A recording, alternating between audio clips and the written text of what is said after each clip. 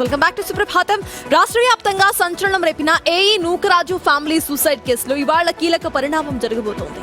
ఈ కేసులో నిందితుడిని ఇవాళ కోర్టుకు హాజరుపరచబోతున్నారు పోలీసులు.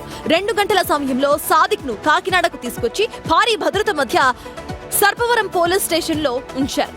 అయితే ఇవాళ 11 నుంచి 12 గంటల ప్రాంతంలో కోర్టులో హాజరుపరచబోతున్నారు. అదే టైంలో కస్టడీ పిటిషన్ కూడా వేయాలి అంటున్నారు పోలీసులు.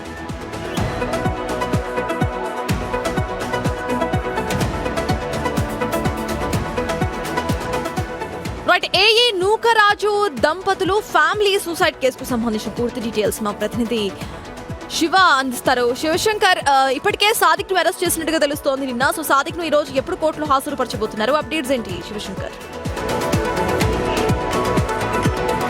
సతాస్, ఏదైతే యూపీలో అయితే ఇక్కడ సాదిక్ అయితే అరెస్ట్ చేశారో, అయితే 4 రోజుల్లో 4 రాష్ట్రాలు మారి పోలీసులకి చిక్కకుండా పారిపోదాం అనుకున్న సాదిక్ అయితే ఎట్టకెళ్ళకి పోలీసులు పట్టుకున్నారు. అయితే ఎక్కడా కూడా డిజిటల్ పేమెంట్స్ కానీ డిజిటల్ ట్రాన్సాక్షన్స్ కానీ ఫోన్ కాల్స్ కానీ లేకపోయినప్పటికీ కూడా పోలీసులు అత్యంత చాకచక్యంగా సాదిక్ అయితే పట్టుకున్నారు.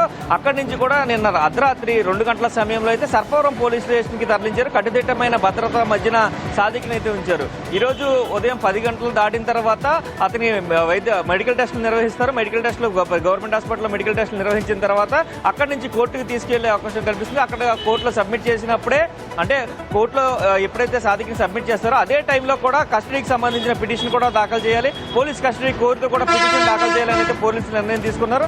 దాదాపుగా 10 రోజులు కస్టడీకి సాదిక్ని కోరుతూ కూడా పిటిషన్ అయితే వేయనట్టుగా మనకి సమాచారం అయితే ఉంది. అయితే ఈ నేపథ్యంలోనే ఇక్కడ కాకినాడలో ముస్లిం పెద్దలు కూడా ఇట్లాంటి ఉదాంతాన్ని ఖండిస్తున్నారు. పూర్తిగా సాదిక్ లాంటి వారిపై కదా ఖచ్చితమైన చర్యలు తీసుకోవాలంటూ కూడా ముస్లిం కమ్యూనిటీ నుంచి కూడా వినిపిస్తున్నాయి. అంటే ఒక వ్యక్తి తను చేసిన ఉదంతం వలన ఒక ఫ్యామిలీ లాస్ అవడం అనేది చాలా ఘోరమని, ఇలాంటిది ఇస్లాం ఎంకరేజ్ చేయదని చెప్పి అయితే వారందరూ కూడా చెప్తున్న పరిస్థితి కనిపిస్తుంది.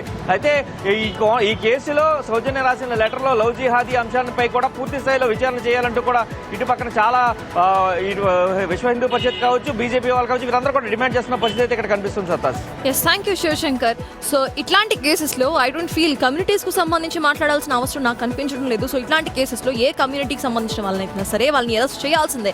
సో వీటిలో కూడా కమ్యూనిటీస్, కాస్ట్లు, రిలీజన్లు తీసుకురావాల్సిన అవసరం అయితే లేదు. సో ఎవరు అంగీకరించినా అంగీకరించకపోయినా సాదిక్ లాంటి వ్యక్తిని ఖచ్చితంగా అరెస్ట్ చేయాల్సిందే. వాళ్ళ మీద కఠినమైన చర్యలు తప్పనిసరిగా బుక్ చేయాల్సిందే.